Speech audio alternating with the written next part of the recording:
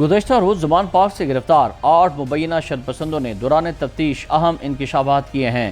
ذرائع کے مطابق گرفتار 8 شرپسندوں نے پی ٹی آئی کی اہم لیڈرشپ سے رابطوں کا اعتراف کیا ہے۔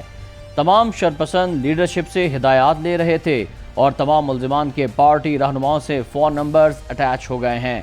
ذرائع نے بتایا ہے کہ ملزم بخت عالم شانگلہ اور ممتاز مردان کا رہنے والا ہے۔ یہ دونوں خیبر پختونخوا میں پارٹی رہنماؤں سے رابطے میں تھے۔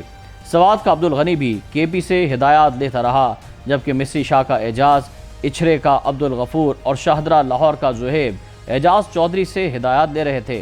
ذرائع کے مطابق شالیمار کا نبیل اور سیالکوٹ کا حنظلہ بھی مسلسل ہدایات لے رہے تھے، جبکہ ملزم نے انکشاف کیا کہ انہوں نے ڈنڈے ٹمبر مارکیٹ سے بنوا کر رکھے ہوئے تھے۔